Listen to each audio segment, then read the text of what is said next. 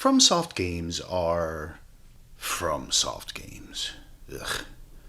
If you've been gaming long enough, you know what they are. The Bloodborne, the Dark Souls, the Sekiro. You love them, you hate them, you barely tolerate them.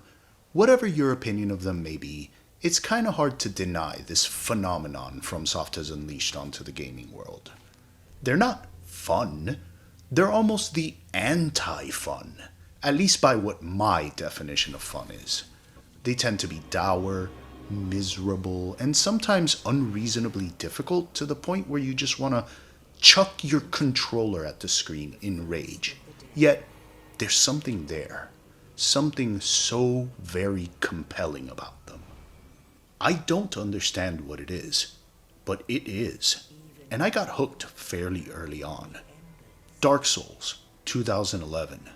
The first 2 weeks or so, I despised this thing. I didn't get why anyone would like it, but I had to understand, so I kept playing. Then something clicked. I still don't know what that something is, even though I've been playing them for years, but I needed more. I bought a PS4 because Bloodborne. There was a good 6-year period of my life, 2017 to 2023, that I barely played anything else because these games exist, especially once I got into the PvP. I couldn't get enough of them. It really wasn't until Elden Ring that the spell finally broke. Maybe it was just exhaustion, too much, too many years of it. Maybe the bosses having been turned up to 11 made them no longer engaging but rather tedious and obnoxious. Whatever the reason, I got sick of all of it, and I haven't touched one of these games since then. But every once in a while, I still get that itch. I want to play something like this, but not actually these games, just something that reminds me of that feel. And I found the perfect little gem. The Last Hero of Nostalgaia is mainline Souls, through and through. None of that extra fancy stuff like Bloodborne's weapon mechanics, or the relentless intensity of Sekiro's bosses, or the needless bloat of Elden Ring. My god, that game was way too big for its own good. It could have been half the size it was, and would have been 30 times better. None of that. This is classic Dark Souls 1 at its core, and it is absolutely wonderful. I had such a good time with this that I simply must recommend it to anyone who is a fan of the Soulslike genre. If you're looking for a little bit of a distraction in between NG plus 73 and 74, which I know you're doing. I was there once. I totally get it. No judgment, but this is right up your alley. If you're looking perhaps for something that shares the same DNA, but doesn't infuse it with that obligate misery so many of these Souls-likes feel the need to do. There's only one Miyazaki. There's only one man that could bring that unique brand of misery to these games. The rest fall short. This is perfect for you. I haven't had any actual literal fun playing a Souls-like literally ever before this, and I had a ton of fun with it. Gameplay-wise, this is Dark Souls. Pure and simple. You could go through the checklist. You've got your light attack, your heavy attack, your dodge roll with the iframes, the block, the parry with the riposte. I have never known how to pronounce this word, and I always feel so goofy trying to say it. You know what? I'm sorry. I'm rambling. Where were we?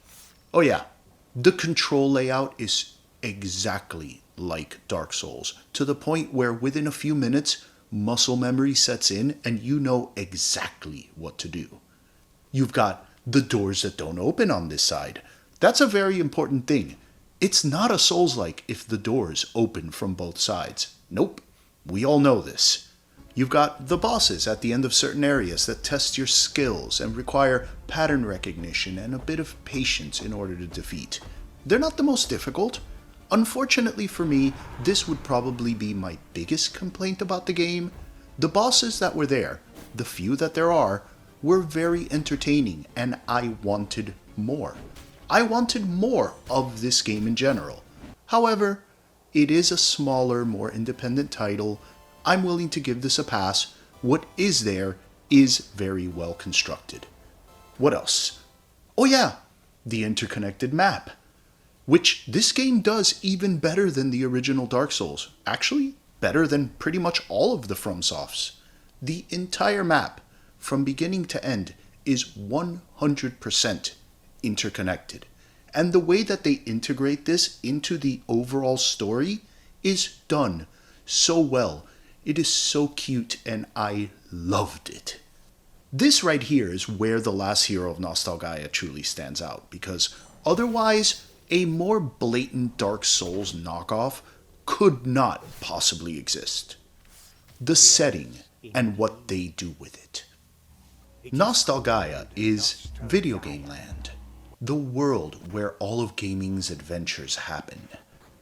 On its own, it isn't the most original premise. Plenty of games have been set in video game land, but not like this. Normally you're some regular schlub gamer kid or whatever that gets sucked in through the TV and ends up in the world of the video game like some fish out of water. This is a bit different.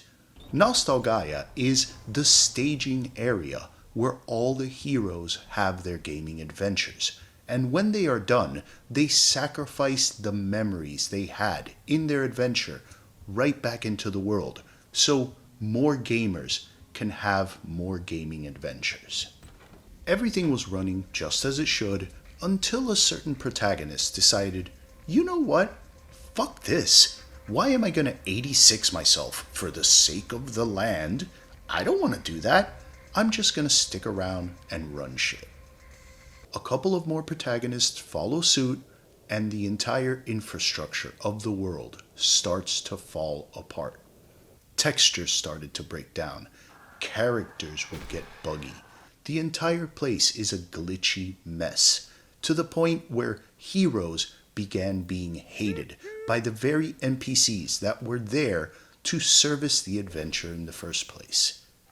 Enter you, the last hero. A literal stick figure because the character creator has stopped working properly by this point. You get there and everyone hates you. Right from the beginning, the narrator is out to get you because he's afraid you're going to come in here and ruin things even more than they've been ruined.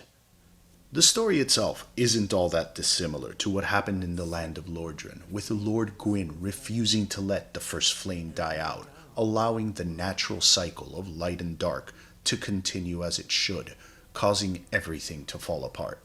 Here, they use it to infuse everything with a little bit of humor. They do funny little things, like the interconnected map actually being the backstage area where the NPCs get themselves ready to be the enemies of the next protagonist that comes in, complete with cheesy little elevator-style background music and motivational posters all over the place. It is so nice how they do it, and fits very, very well. Little touches like try finger but whole. I love these little nods. Bosses that are straight rip-offs of actual FromSoft bosses in a way that doesn't feel like a cheap copy, but an homage, which is very difficult to do right, and this game managed to do it. The whole thing feels like not only a love letter to FromSoft, but to video games as a whole, and it does this one thing in particular that ties them both together wonderfully. The various weapons and armor pieces you find throughout the game have that very typical FromSoft item description thing they do that serves as world building. But here, they are the memories of these items when they were used by heroes of the past. And the items themselves are references to video games. Not only that, the memories are incomplete, leaving you clues as to where the memory is found. And once you found it, it reveals what the item is and where it's from in a subtle way that fits into the universe itself.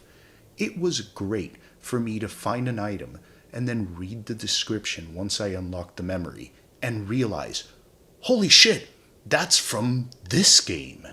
It was fun, and it allowed for some backtracking to certain areas that you didn't have to go back to just because I was personally motivated to unlock as many of them as I could.